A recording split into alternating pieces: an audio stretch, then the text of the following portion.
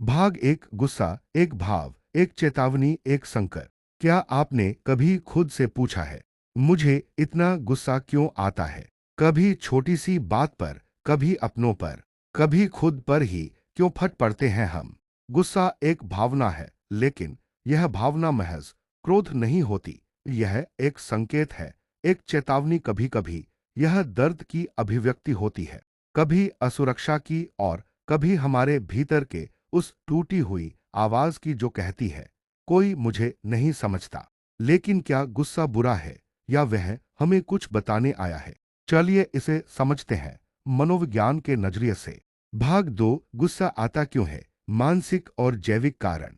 गुस्से का संबंध सिर्फ बाहर की स्थितियों से नहीं होता, यह हमारे मस्तिष्क, हार्मोन और मन के पुराने अनुभव से गहराई से जुड़ा होता है।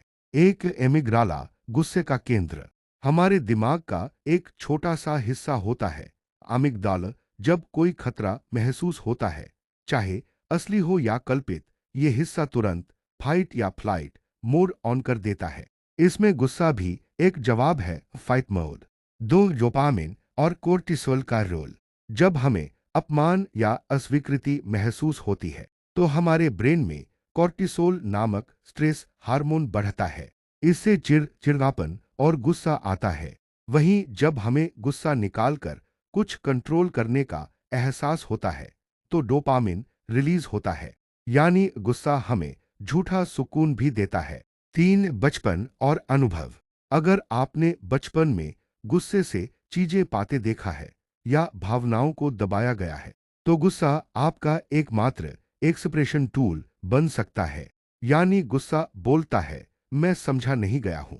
भाग तीन। आप कितना गुस्सा करते हैं? एक छोटा मनोवैज्ञानिक टेस्ट। आइए एक छोटा सा टेस्ट करते हैं। नीचे दिए गए बयानों को पढ़िए और हर एक पर सोचिए, क्या ये आपके साथ होता है? मैं छोटी छोटी बातों पर चिढ़ जाता हूं। जब कोई मेरी बात न माने, तो मुझे अंदर से उबाल आता है। मुझे बाद में पछतावा होता है कि मैंने इतना ज्यादा रिएक्ट किया। कई बार गुस्से में मैं अपनी जुबान या व्यवहार पर कंट्रोल नहीं रख पाता। मैं अक्सर महसूस करता हूं कि लोग मेरी भावनाओं की कद्र नहीं करते। अगर इनमें से तीन या अधिक बिंदुओं से आप जुड़ते हैं, तो समझ लीजिए आपका गुस्सा सही नहीं है। उसके पीछे कुछ अनसुनी कहानियां हैं, कुछ जख्म हैं। लेकिन इसका समाधान भी है, और वो हम अगले भाग में देखेंगे। भाग चार। गुस्से के प्रकार और उसके सामाजिक कारण। गुस्सा सिर्फ एक रूप में नहीं आता, वो कई शक्लों में हमारी जिंदगी में दाखिल होता है। एक, तात्कालिक गुस्सा, रिएक्टिव एंगर।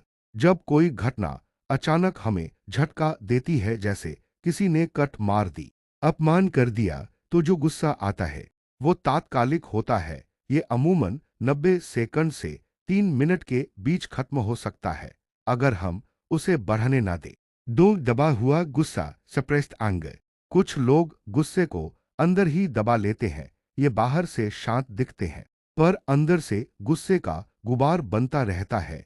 यह आगे चलकर डिप्रेशन, चिड़चिड़ापन या ब्रेकडाउन का कारण बन सकता है। तीन, व्यवहारिक गुस्सा, पासिव अग्रेशन।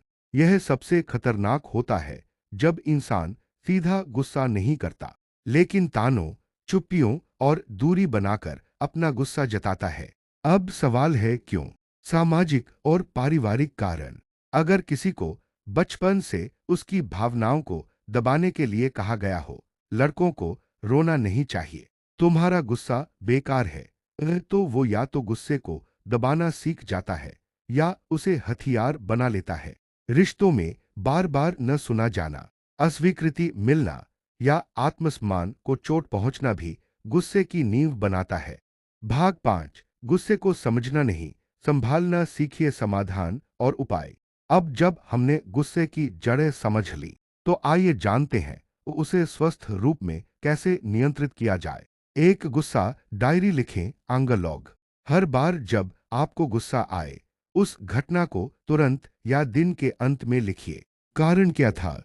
क्या गुस्सा जायज था? किस बात ने आपको सबसे ज्यादा चोट पहुंचाई? धीरे धीरे आप एक पैटर्न देख पाएंगे। दो, 90 सेकंड नियम अपनाइए। विज्ञान कहता है, अगर कोई हमें ट्रिगर करता है तो हमारे शरीर में रिएक्शन 90 सेकंड तक रहता है। अगर आपने उस दौरान गहरी सांस ली और प्रतिक्रिया नहीं दी तो गुस्सा शांत हो सकता है। 3 आई फील टेक्निक प्रयोग करें। तारांकन तारांकन सीधा तुमने ऐसा क्यों किया कहने से बेहतर है मुझे ऐसा लगता है कि जब तुम ऐसा करते हो तो मुझे चोट पहुंचती है। इससे न सिर्फ संवाद सुधरता है बल्कि गुस्से की तीव्रता भी घटती है। 4 मेडिटेशन और माइंडफुलनेस रोज 10 मिनट ध्यान आपके अमिगडाला को शांत करता है। आप गुस्से से पहले सोचने लगते हैं क्या ये जरूरी है?" 5 प्रोफेशनल मदद लेने में हिचके नहीं। अगर गुस्सा आपके रिश्तों, काम या मानसिक स्वास्थ्य को प्रभावित कर रहा है तो एक साइकोलॉजिस्ट से बात करना कमजोरी नहीं, समझदारी है। भाग 6 गुस्से के पार शांति की ओर एक कदम। गुस्सा कोई दुश्मन नहीं है, वो एक संकेत है कि कहीं कुछ अधूरा है, कहीं कुछ सुना नहीं गया। लेकिन जब हम अपने गुस्से को पहचान लेते हैं, जब हम उसे समझने की कोशिश करते हैं, तो वह गुस्सा एक रास्ता बन सकता है शांति, आत्मस्वीकृति और सही रिश्तों की ओर। तो अगली बार जब गुस्सा आए, चुप रहिए नहीं, फूटिए भी नहीं। बस खुद से एक सवाल पूछिए, मैं अंदर से क्या महसूस कर रहा हूं? यहीं से बदलाव शुरू होता है।